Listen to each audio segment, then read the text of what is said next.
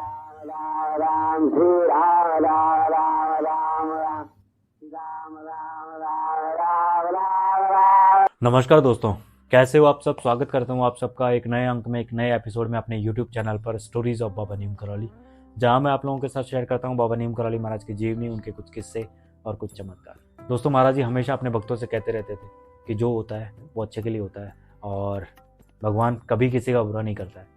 हमेशा जो होता है वो अच्छे के लिए होता है। और आज का एपिसोड, आज का अंक जुड़ा हुआ है दोस्तों कुछ ऐसे ही इंसिडेंट के साथ में। महाराज जी की एक कन्या भक्त थी श्रीमती शाह जी, और नैनीताल के अंदर रहा करती थी। श्रीमती शाह जी जो है किराए के मकान में रहा करती थी, और एक बार कुछ ऐसा हुआ कि मकान मालिक से कुछ अनबन के चलते मकान मालिक ने जो है श्रीमती शाह को अपने मकान से जो है खाली करवा लिया। अब श्रीमती शाह जो है वो परिवार के साथ में रहती थी, तो थोड़ी सी चिंतित थी। महाराज जी के पास में आई, तब श्रीमती शाह जी ने जो है विनम्रतापूर्वक महाराज जी से कहा कि महाराज जी, मैं आपकी इतनी सेवा करती हूँ, इतनी भक्ति करती हूँ, और आप जैसे कहा करते हैं कि भगवान की सेवा करने से, भगवान की भक्ति करने से सारे संकट दूर हो जाते हैं, फिर मेरी ज़िंदगी से जो है संकट दूर क्यों नहीं होते।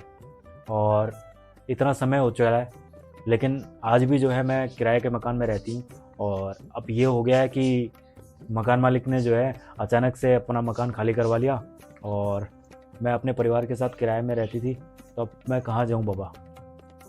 तब महाराज जी ने उसे कहा कि चिंता क्यों करती हो, इतनी चिंता मत करो, जो होता है वो अच्छे के लिए होता है। भगवान जी कभी किसी का बुरा नहीं करते, हमेशा अच्छे के लिए होता है। तब श्रीमती शाह जी जो है थोड़ा सा चौंक गई। आगे महाराज जी ने उनसे कहा कि कोई बात नहीं, चिंता मत करो, तुम्हारा खुद का मकान बनेगा।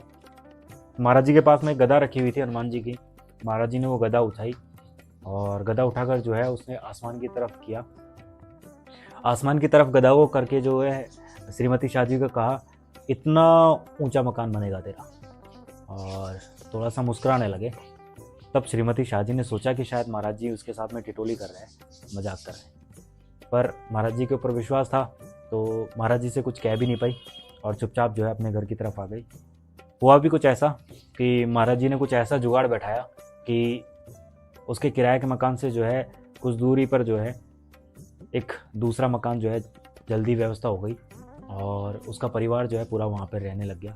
हालांकि जो अभी भी मकान में जिसमें रह रही थी वो भी किराए का ही था, लेकिन धीरे धीरे महाराज जी के जुगाड़ से जो है कुछ ऐसा काम चला, कुछ ऐसा जुगाड़ बैठता गया कि श्रीमती शाह जी का जो है अंततः एक बहुमंजिला इमारत, एक बहुमंजिला मकान जो है खड़ा हो गया, और श्रीमती शाह जी जो है अब अपने खुद के मकान में रहने लग गई।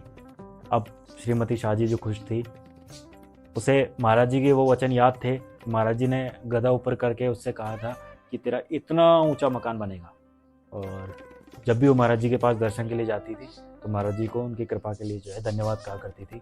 तो इस तरीके से दोस्तों कहते हैं कि बाबा नीम करौली महाराज त्रिकालदर्शी थे, अंतर्यामी थे, और महाराज जी कभी किसी को आशीर्वाद देते थे, कभी भी किसी से कुछ बात कहते थे तो वो अटल हुआ करती थी, और महाराज जी ने जो एक बार कह दिया वो हमेशा सत्य होकर रहता था, सत्य होता ही था। और ऐसा ही कुछ श्रीमती शाह जी के साथ में भी हुआ। श्रीमती शाह जी को उम्मीद भी नहीं थी कि वो एक किराए के मकान से जाकर जो है अपने खुद के बहुमंजिला इमारत के अंदर जाकर रहना स्टार्ट कर दिया, लेकिन महाराज जी की कृपा है, महाराज जी का आशीर्वाद है, महाराज जी की जुगाड़ है, जो वो एक किराए के मकान से निकलकर जो है बहुमंजिला इमारत तक पहुंचे। तो आज के अंक में, आज के एपिसोड में इतना ही दोस्तों। मिलते हैं अगले अंक में, अगले एपिसोड में। आज का एपिसोड आप लोगों को अच्छा लगा हो तो लाइक कीजिएगा, शेयर कीजिएगा, और चैनल जरूर सब्सक्राइब कर लीजिएगा। मिलते हैं अगले अंक के अंदर, तब तक के लिए धन्यवाद। जय हिंद, जय भारत, जय बाबा नीम करौली महाराज, जय महाराज जी की, जय श्री राम।